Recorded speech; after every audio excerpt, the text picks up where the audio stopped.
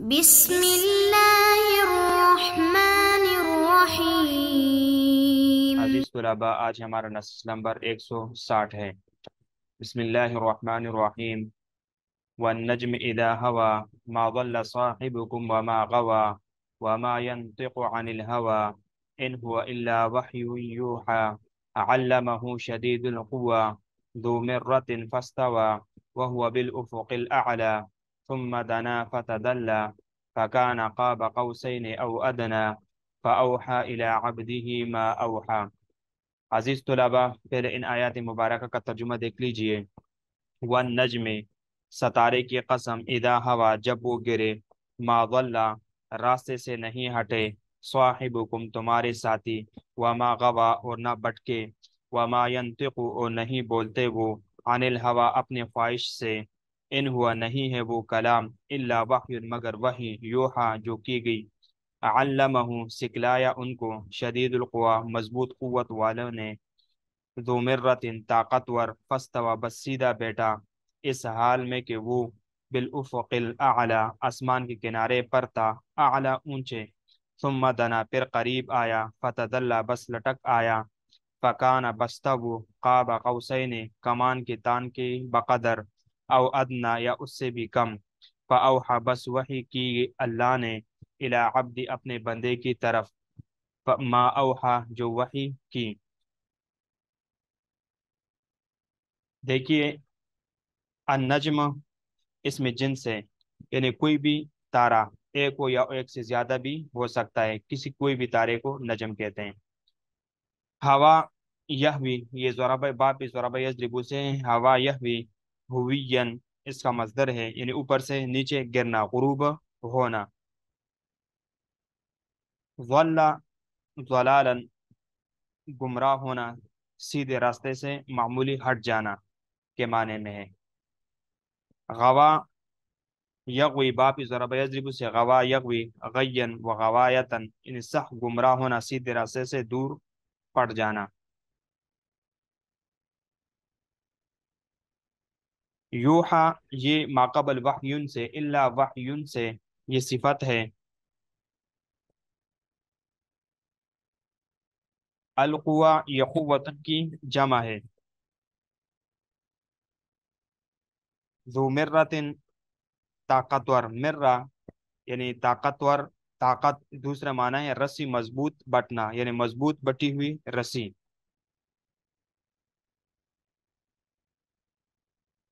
تدلہ، ڈھول کا لٹکنا، یعنی بلندی سے اترنا، معنی ہے بلندی، ثم دنا فتدلى، وہ قریب آئے، فتدلى، یعنی بلندی سے اتر کر۔ اب اس کو سمجھو، قاب قوسین،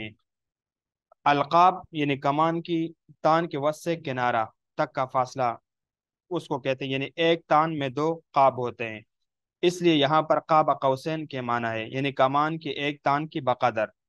یعنی بہت قریب۔ اور آیات میں دیکھو لفظ قلب، یہ اصل میں قابین قوس تھا، قابین قوسن تھا، قابین، تو مضاف کہ یا نون کو، یعنی مضاف الیہ کی طرف منتقل کر دیا، بس قاب قوسین ہوا، مگر اصل، یعنی اصل کا جو اصل کے معنی وہ باقی ہے، یعنی دو کمان، دو کمان وغیرہ۔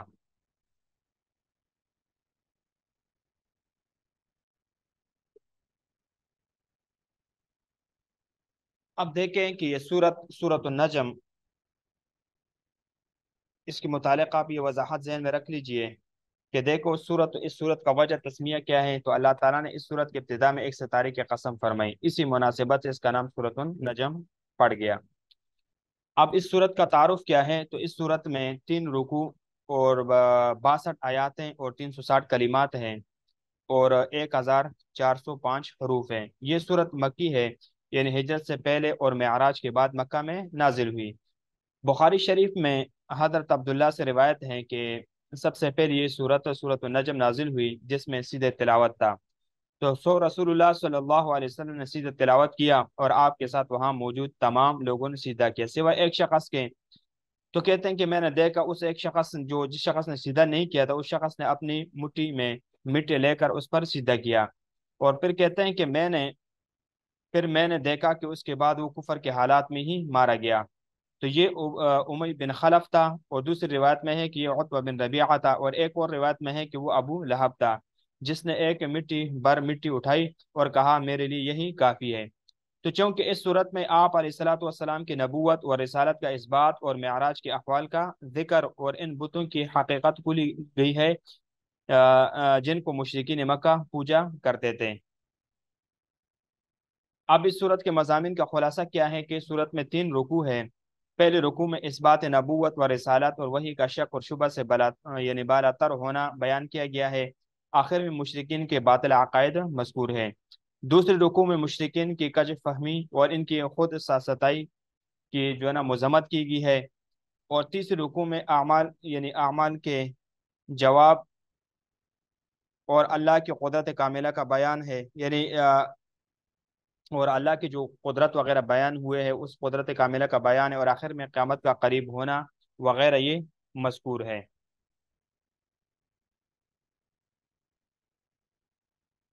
اب دیکھو اس کی وضاحت دیکھ لیجئے۔ والنجم اذا هوى ما ضل صاحبكم وما غوى وما ينطق عن الهوى الا وحي يوحى علمه شدید القوى۔ قسم ہے ستارے کی جب وہ غروب ہونے لگے، یہ تمہارے ساتھ یعنی تمہارے ساتھ کے رہنے والے نہ یعنی راہ سے بٹ کے، اور نہ غلط راستے میں چلے، اور نہ اپنے یعنی نہ آپ اپنی یعنی نفسانی خواہشات سے باتیں بناتے ہیں۔ یعنی ان کا ارشاد وحی ہے جو ان پر بھیجی جاتی ہے، ان کو ایک فرشتہ تعلیم کرتا ہے جو بڑا طاقتور ہے۔ والنجم یعنی یہ سریا ستاروں کی یعنی قسم اٹھائی، یعنی جن سے نجوم کی، اذا ہوا جب غروب ہو، یا یہ کہ جب قیامت کے دن وہ ٹوٹ کر بکھر جائے۔ ما ضل وہ میانہ روی سے نہیں بٹکے، یہ جواب قسم ہے۔ یہ کیا ہے؟ ما ضل، یہ آگے یہ کہ ما ضل صاحبکم، یہ جواب قسم ہے۔ صاحبکم یعنی محمد صلی اللہ علیہ وسلم، کم سے قریش مکہ سے مراد ہے۔ وما غوا، اور وہ باطل کی اتباع اور وہ غلط راستے پر نہیں چلے۔ الضلال یہ الہدا یعنی ہدا کی ضد ہے، اور الغی جیسے الرشد کی ضد ہے۔ مطلب یہ ہوا کہ وہ سیدھا راہ پانے والے ہیں، وہ اسی طرح نہیں جیسے کہ تم اپنے خیال کے مطابق ان کی نسبت ضلالت اور غوایت کی طرف کر رہے ہو۔ وما ينطق عن الهوى، وہ یعنی اپنے خواہش سے نہیں کلام کرتے۔ ان هو الا وحی یوحى، ان کا ارشاد وحی ہے جو ان پر بھیجی گئی ہے جو تمہیں وہ قرآن میں سے دے۔ وہ ایسی بات نہیں جو اپنی رائے اور خواہش سے صادر ہونے والی ہو، وہ اللہ تعالیٰ کی وحی ہے جو ان کی طرف کی جاتی ہے۔ دیکھو کہ اس آیات سے ان لوگوں نے حجت بنائی جو انبیاء علیہ الصلوۃ والسلام کے متعلق اجتہاد کو جائز نہیں رکھتے۔ جب اللہ تعالیٰ نے ان کو اجتہاد میسر فرمایا اور اس پر ان کو باقی رکھا تو وہ وحی کی طرح ہے، وہ اپنے خواہش کی گفتگو نہیں ہے۔ اب طاقتور فرشتہ جبرائیل علیہ الصلوۃ والسلام کے بارے میں فرما رہے علمہ شدید القوا، ان کو ایک بڑے طاقتور نے تعلیم دینی۔ علمہ یعنی محمد صلی اللہ علیہ وسلم کو سکھایا۔ شدید القوا طاقتور فرشتہ، اس میں اضافت غیر حقیقی ہے کیونکہ وہ صفت یعنی صفت مشبہ کی اضافت فائل کی طرف ہے، اور مراد اس سے جبرائیل علیہ الصلوۃ والسلام ہے۔ جمہور کا قول یہی ہے، اور اس کی قوت کا حال یہ ہے کہ انہوں نے یعنی ماء اسود سے قوم لوط کی بستیوں کو اکاڑ کر اپنے ایک پر کے کنارے پر اٹھا کر پلٹ دیا، اور ایک چیخ ماری جس سے قوم سمود اوندے منہ گر گئے، اور سب کے سب وہ ہلاک ہو گئے۔ اب جبرائیل علیہ الصلوۃ والسلام کا اصلی صورت میں ظاہر ہونا، ذو مرت جو پیدائشی طاقت اور خوبصورت ہے۔ ابن عباس رضی اللہ عنہما کا قول ہے فاستوى نمودار ہوا، وہ اپنے حقیقی صورت میں نمودار ہوا، یعنی صورت مثالی میں نہیں، جبکہ وہ وہی لے کر آتے تھے تو حضرت دحیہ کلبی کی صورت میں آتے تھے۔ اور اس کا واقعہ اس طرح ہے کہ رسول اللہ صلی اللہ علیہ وسلم نے پسند فرمایا کہ جبرائیل علیہ الصلوۃ والسلام کو اس کی اصلی صورت میں دیکھیں، تو بس جبرائیل علیہ الصلوۃ والسلام آسمان کے بلند کنارے میں نمودار ہوئے، اور وہ مشرقی کنارہ تھا، بس افق کو بھر دیا۔ ایک قول یہ ہے کہ کسی بھی پیغمبر علیہ الصلوۃ والسلام نے ان کو اصلی صورت میں نہیں دیکھا سوائے رسول اللہ صلی اللہ علیہ وسلم کے، کہ آپ نے بھی 2 مرتبہ ان کو اصلی صورت میں دیکھا، ایک مرتبہ زمین پر اور دوسری مرتبہ آسمان پر۔ اور وہ یعنی جبرائیل علیہ الصلوۃ والسلام بالافق الاعلی اس وقت آسمان کے بلند ترین کنارے پر تھا، یعنی مشرقی کنارے پر۔ ثم دنا، پھر وہ رسول اللہ صلی اللہ علیہ وسلم کے قریب آیا، یعنی جبرائیل علیہ السلام رسول اللہ صلی اللہ علیہ وسلم کے قریب ہوا۔ فتدلى، پھر اور قریب آیا، یعنی قریب اور نزدیکی میں بڑھ گیا۔ اتدل یعنی تدلّ کسی چیز کے قریب تر ہونا، فکان قاب قوسین، بس وہ دو کمانوں کے برابر کے فاصلے رہ گیا، یعنی فاصلہ رہ گیا، بلکہ اس سے بھی کم، یعنی عربی کمانوں کی مقدار یہاں یعنی اندازے کمانوں سے اور نیزے اور کوڑے بازو اور دونوں یعنی بازو اور دونوں کھلے بازو سے بیان کیا جاتا ہے، جیسے کہ حدیث میں فرمایا یعنی لا صلاۃ الا ان ترتفع الشمس مقدار محین، یعنی دوسری روایت میں یعنی لقاب قوسین احدکم من الجنت وموضع قده خیر من الدنیا وما فیها، تو یہاں پر دیکھو بس یعنی قرب کا مقدار اور فاصلہ دو کمانوں کے مقدار تھا، بس ان مضافات کو حذف کر دیا، یعنی مطلب یہ ہے کہ وہ دو کمانوں کے مقدار جو فاصلہ ہوتا ہے، اتنی فاصلے میں وہ رسول اللہ صلی اللہ علیہ وسلم کے قریب آیا۔ فاوحى، بس اللہ تعالیٰ نے اپنے بندے پر وحی نازل کی، بس وحی لائی جبرائیل علیہ السلام نے الی عبد، اللہ تعالیٰ کے بندے پر، اگرچہ اللہ تعالیٰ کے اسم گرامی کا تذکرہ ہوا مگر ضمیر لٹانے میں التباس نہیں ہے، جیسے کہ اس ارشاد میں اللہ تعالیٰ نے فرمایا ما ترک علی ظہرها،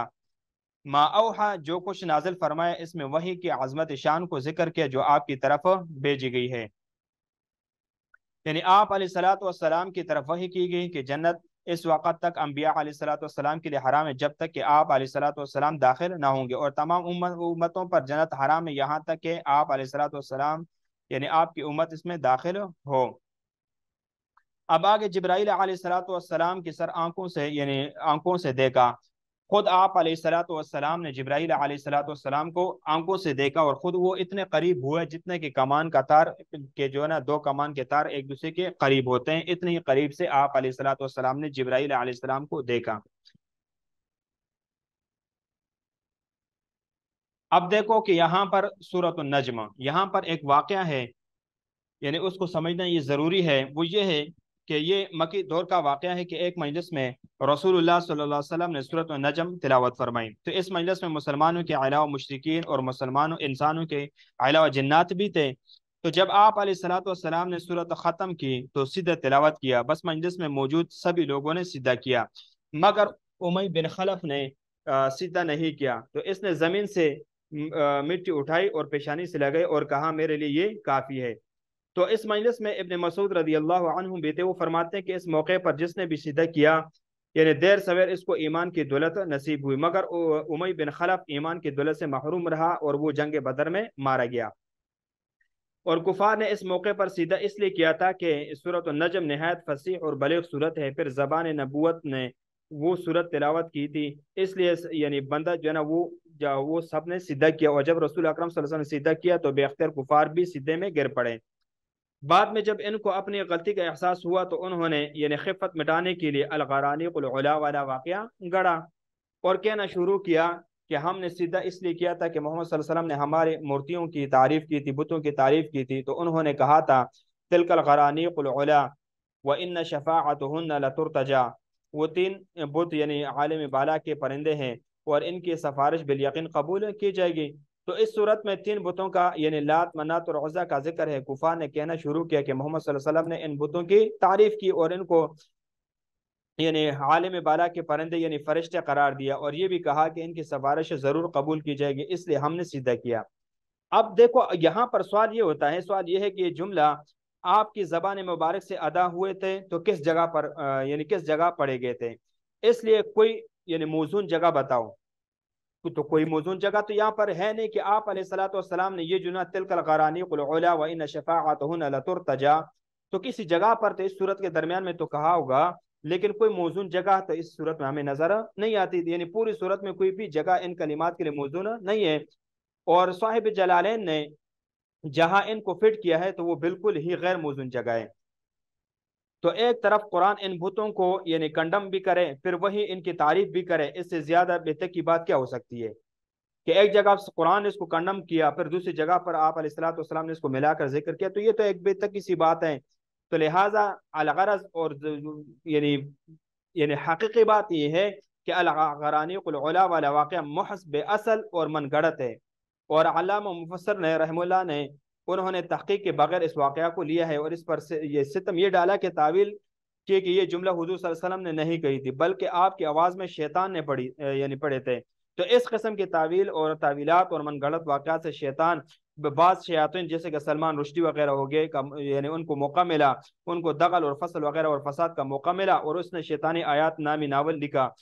تو اس کی یعنی اس کے ناول کا اثر حاصل یہ ہے کہ جب یعنی شیطان محمد صلی اللہ علیہ وسلم کی آواز میں وحی کے درمیان کچھ بھی پڑھ سکتا ہے، تو اس وحی کا کیا اعتبار ہے؟ تو دیکھو پھر جب مفسرین نے ایسے واقعات کو آگے لکھ لیا، تو پھر آگے نیچے طبقے کے لوگ جو جاہل قسم کے لوگ ہیں، ان کو اس بات کا موقع ملا کہ جب شیطان جو ہے نا وہ اس قسم کے قرآن کے تعبیرات میں، قرآن کی جو ہے نا اس وحی میں بیچ میں آ سکتا ہے اور چیز گڑ سکتا ہے، تو پھر اس میں اور چیز پھر ہماری طرف جو ہے نا یہ پھر با اعتماد اور معتبر کیسے ہو سکتا ہے؟ تو بہرحال یہ ایک من گڑت واقعہ ہے جو آپ علیہ الصلوۃ والسلام کی طرف اس کی نسبت کی گئی ہے، اور آپ علیہ الصلوۃ والسلام نے یہ جملہ وہ یعنی الغرانی والے جو ہے نا واقعہ اور اس کے جو الفاظ تھے آپ علیہ الصلوۃ والسلام نے کبھی نہیں کہے تھے۔ ما کذب الفؤاد ما رأى، تو انشاءاللہ اس کو آگے ہم نیکسٹ درس میں پڑھیں گے۔